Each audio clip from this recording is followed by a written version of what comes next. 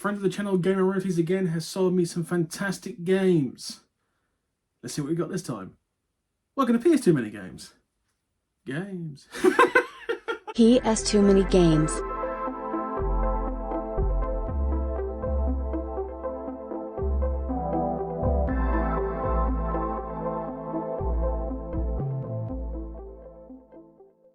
Hello guys, welcome to PS Too Many Games.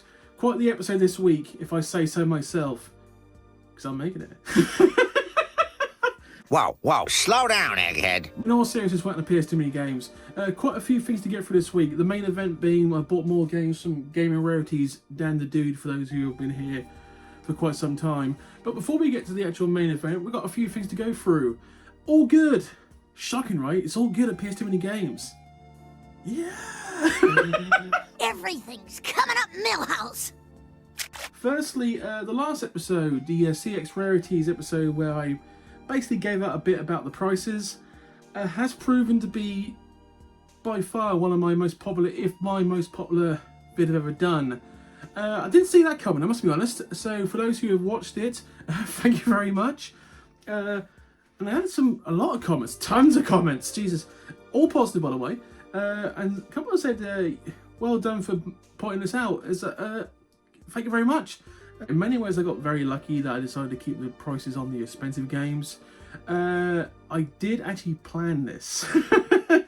I was curious to see in a year's time, or like a year and a half, how much games would go up in price from the games I bought from CEX, and apparently it was shockingly effective, because some of the games doubling and one of them tripling in price in the last year has proved to be quite a talking point. And a lot of people agree with me that CEX Rarities isn't a good thing for collectors. Also, I received fantastic advice from a lot of the viewers telling me not to use Google. Google's a bad call. Okay. And they've given me what appears to be much better choices. And including, there's a type of alcohol, it's like see-through, that you can actually use, and it's used in a lot of those like very popular YouTube videos. If anyone's ever watched, there's one person who literally like cleans like really bad old consoles and just puts them back together, cleans them thoroughly with things like isotonic alcohol. Literally just cleans them, and you can watch this guy for like 25 minutes with like no sound, just repairing like old SNES consoles. And I don't know if it's like a type of ASMR, but it's actually quite interesting watching this guy like fix old consoles and make them look literally brand new. Anyway, the alcohol used in that, it's been suggested I use for a lot of this, and I will start doing that for some of the games.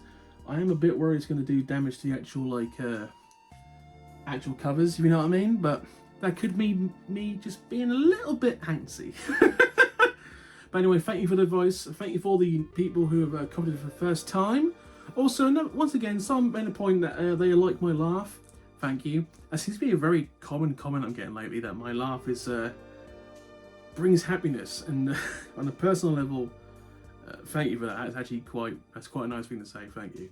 I've never noticed my laugh until I did this channel, and yeah, apparently it's a positive thing. Got quite a few things to get through, but before that, because my video proved to be my most popular video, not like getting massive views, but better than I usually get for this channel, I received an email. An email from a man, apparently a Canadian. I'm not going to go into full detail, from a company who it appeared like when you read the email they wanted me to do a review for a microphone. And as you can imagine, being a very small channel, being incredibly niche, I immediately thought, this don't feel right. So anyway, after discussing with Dave and a few other people, I decided just to Google this company, and apparently they are notorious for just being scammers. So I'm not going to reveal the name of that company. I really should, because this guy could actually be for real, but I'm not going to go forward with this email, because far more people are calling this company scammers than they are actually like saying they were real. So I'm not going to touch that. Plus, I'm going to put this, unless I know companies are real, I'm never ever going to like, how can I put this? I would happily like help companies out who are like genuine, but I can smell a scam a mile away. I've been raised well. If it's too good to be true, it's too good to be true. We'll put it that way. Or I've just screwed myself over completely. I think it's the first one. Google can really be helpful when something don't feel right. Just Google like certain company name, and when I Googled this name, just like scam, scam, scam. So I'm probably going to put it underneath the company's name who reached out to me, and you can Google it. And there are YouTube videos from other small YouTubers saying they were just scammers. But I think I was right to just basically ignore the email. Sad really, because they were offering me like a review on a microphone, and it's like, yes, the audio here isn't brilliant, but if I'm gonna like make the audio better, which I plan to do by the way, I'm gonna do it off my own back, my own money. You know what I mean? Because you can always trust yourself before you trust random companies. Saying that though, any company who's interested in a review, I'm ready to sell out. I'm not going to sell out, but just going to put it out there. I'm almost ready to sell out. In all seriousness, I'm just doing this for fun. I'm doing this YouTube for fun. It's never going to be a big deal. It's very super niche. I'm doing it for the journey. Yeah. Anyway, before we get into like the main event of things, I received this parcel from a friend of the channel, a friend on Discord. I'm just going to go with your Discord name, G9PSX. Thank you. Sent this for free, apart from like posting, obviously. I get occasional posts for like free of stuff people say, I'm just going to throw this out, would you like it? And obviously most of the time I'm going to go, yeah, I'll take that. So we're just going to quickly open this up. I know what this is. One of those cases, if I weren't collecting, I would never said yes to this, but it's like, yeah, I'll say yes to this. Apparently it's, so, by the way, very well packaged again, my friend, thank you. I'm just going to put it over there for the time being. He actually bagged it. Thank you very much. Ladies and gentlemen, I present to you Dance UK bag. Just going to, bear me a second. Once again, thank you very much for the parcel, Mr. G9PSX. I obviously know your real name, but I'm not going to use it, obviously. This actually is in very nice condition. Yeah, this feels like brand new. This really does. It looks brand new. Yeah, Dance UK. Woo! Oh god, I'm gonna get people. In all seriousness, I have planned on some time to do like peripheral episodes. The only thing that's actually stopped me is a few things. One, how do I film them? Two, how do I like show the gameplay? We did it once for the Guitar Hero and it was quite successful, but that got some serious copyright hits. So I've got to try and do it where we don't get copyrighted. But I've always wanted to do the iToy episode. I've been talking about it for years. But in all seriousness, I should really do a dance episode once. But who really wants to see a middle-aged man dancing on YouTube? That's always hot. That's my thought. But iToy episode, I really got to do it. But there's so many iToy games, and it's going to take me fucking ages to do that. So anyway, but once again, thank you, Mr. G9PSX. Greatly appreciated. Perfect condition. I'm going to store this very well. Thank you. You fat bitch. So what we're going to do, we're going to throw a commercial break in right now. We're going to get to the main event of this episode on the other side. See you guys in a second. Okay, kid, get out there and remember, you're a tiger, kid! A tiger! That's the champ. Now he's running. How you feeling, kid? Good. That's using your head. Strategy. You're a genius, kid. A real professor. You're a bum. You're an animal, kid. A bum. Don't worry, kid. It'll heal. New Super Punch-Out, only for Super NES. Get smart, or get knocked stupid. Only 12 guys to go. You're the king, I tell you. The king! And we're back. Some people ask, why do you do these adverts in the middle? And it might sound stupid. Some people just pause the video, go get a cup of coffee and come back. These adverts in the 90s and 2000s, they spent money on these adverts. Some of these adverts were weird, some of them were quite good. It's a bit of a novelty history feel to them, but I liked some of these adverts. Some of these adverts actually were very good. Some of the adverts were just horrific. And obviously, my favourite one, the most weirdest one of all, was the PS2 I Am the Werewolf advert. I am the werewolf! It says, who came up with this shit? But if we're going to collect gaming stuff, gaming peripherals, we're going to try also remember the ads that actually sold the games.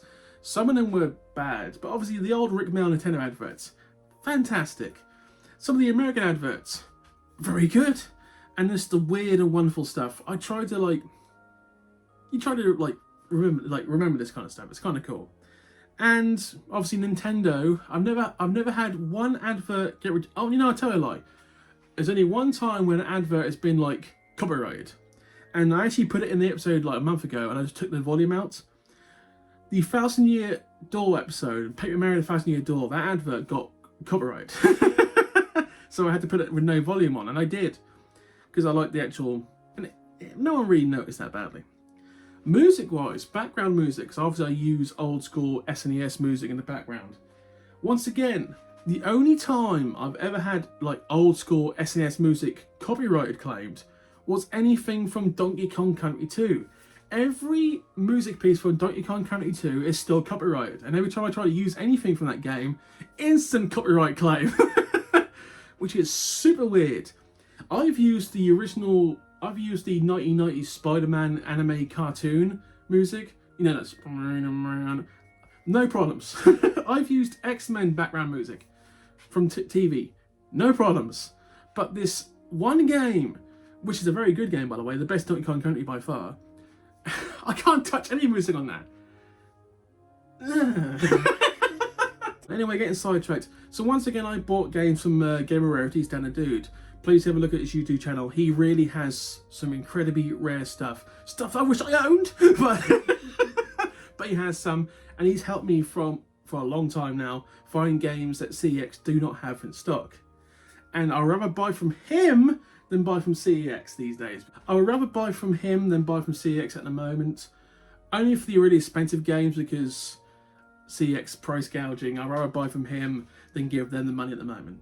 I mean, I will still buy the lower less games and do CEX roulettes because they're really hard games to find, and CEX is still going to help me on the journey. But I'm rather buy the independent people from now on. You know what I mean? And gaming markets, freshen it up a little. But then again, CEX is still one of the most popular. CEX is still by far the most popular episodes I do. So you'll still see CEX, just not as often as you used to. So we bought 4 games from Gamer Rarities Dan the Dude this time. 2 of them not like rare, but not common.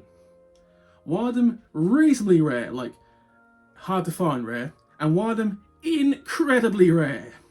Like, I've never seen a physical copy of it until Dan showed me on his communication page, Instagram. And I was like, I want that. Give it to me, sir.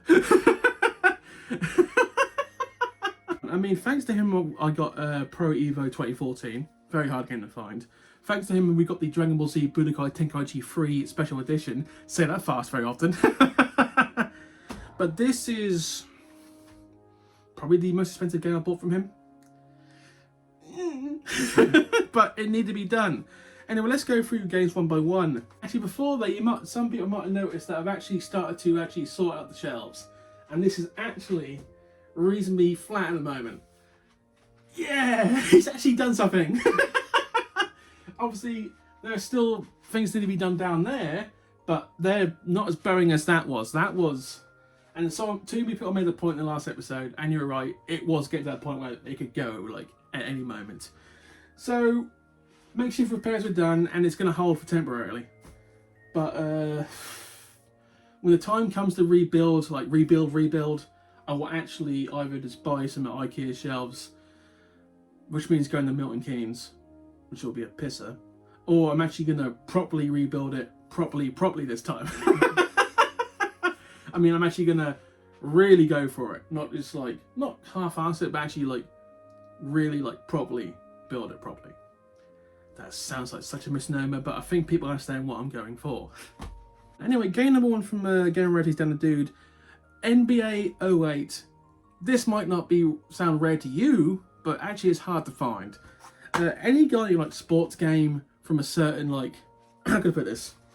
Anything up to 2007, 2008 that isn't football is actually hard to find. And finding NBA 08 actually was quite beneficial.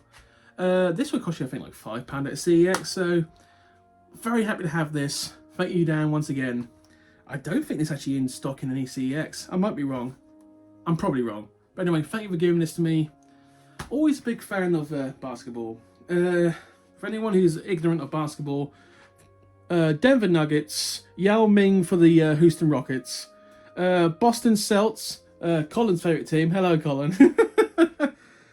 Cleveland Cavaliers, the Miami Heat, and I couldn't say that one because they put the age in front of it, and I'm not entirely sure, but I think it's the Phoenix Suns. Knowledge! The second game, game 2 if you will. This is a personal high for me. I'll explain why in a second. But before we get any further, once again, the English club games, or the football club games, the two that are hardest to find is the Leeds version and this version, Birmingham. Birmingham Club Football 2005. Now, this is a personal high for me for many reasons. One, this is hard to find. I think it's cost between like £5 or £10 at CEX. But as you see on the cover here, obviously you got David Dunn on the left, Robbie Savage, who's a complete tosspot by the way. I don't know this one. That could be Neil Lennon. But the man himself on here, the worst England striker in human history, 62 caps, 7 goals, the myth, the legend, Emil Heskey. If anyone who feels they have very little to no talent, if anyone who want follow the legacy is Emil Heskey, this man, who apparently scored over 100 Premier League goals, I don't know how, played 62 times for England, only scored 7 goals, which I think to this day is the worst appearances to goal conversion rate of any England striker over a certain amount of caps. So in theory, you can actually say that Emil Heskey was the worst England striker in history. He is... But I like Emil Heskey. He tried. He couldn't help that he was mediocre at best. But you got to remind the fact, this man played for Leicester, Liverpool, Birmingham, Aston Villa, and I think Wigan. This man, everywhere he went, got paid money, good money by the way, and somehow kept winning England caps. If there's no more can-do, try-do attitude than Emil Heskey. And as a Newcastle fan, the man who basically is Brazilian Emil Heskey, Joe Linton. Joe Linton, he sucked as a striker. But now he's a centre midfielder, and now he's actually not that bad. But very happy to have this, and any excuse I can get to mention Emil Heskey is an excuse worth made. Thank you, Dad. The bad ball there, though, towards Downing. Zenden, who is covering. The ball didn't go out. Nipped away by Downing. A chance for Villa. Heskey's hit the bar. From point-blank range, Emil Heskey denied by the woodwork, but Villa should be ahead. The third game is actually a steelbook. It's, I wouldn't say it's one of the rarest steelbooks, but it's one I didn't own, and it would cost you a reasonably good penny at CEX. It's the Killzone Collector's Edition. Looks amazing. There we go. Look at this stuff. So what did the Killzone Special Edition actually offer? A bonus disc. The bonus disc includes the making of documentary, archive footage, production artwork, game soundtrack, and good lord, just had a mental breakdown moment. Give me a second.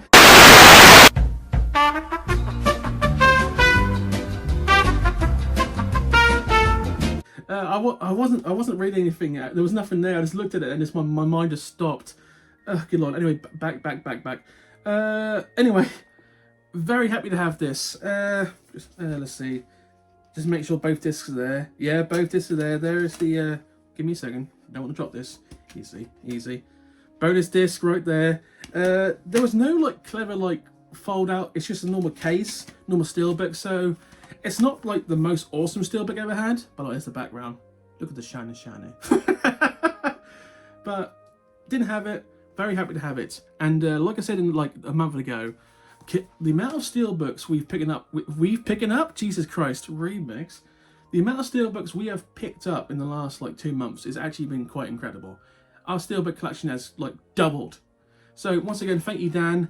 I think you're paying £25 to £30 from a CEX for this. It is not common. That's why I'm happy to have it. Right, obviously, last but not least, is by far the best game here, like for collecting purposes. Incredibly rare game. So before we go any further, as I mentioned last week, and some people might already guess what I bought from Dan.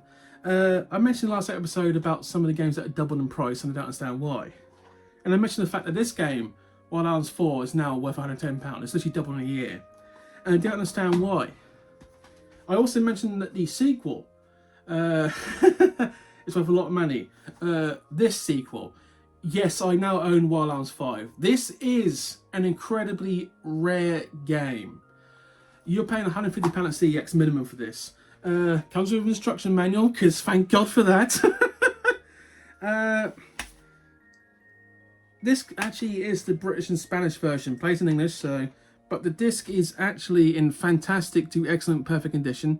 Hello, by the way, it's me, PS2 Mini Games. Oh my god, I'm so lame sometimes. But anyway, getting sidetracked. This is as rare as it gets. Not like financially rare, because obviously there's much more expensive games. Maybe like 10 and more games worth more than this. But honestly, the amount of roller roasters I've seen in person, I've seen more.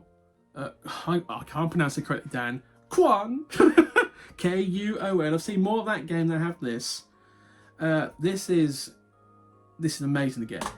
It's actually this is a high hitter. This is like top 10 high hit of rare games to get. So to actually have this means I can actually play Wild Arms 3, 4, and 5, like in that order. I'm hoping they actually relate to each other. They could not, but I think Wild Arms 5 was the last Wild Arms. The fact that it's so rare makes a difference. Yeah.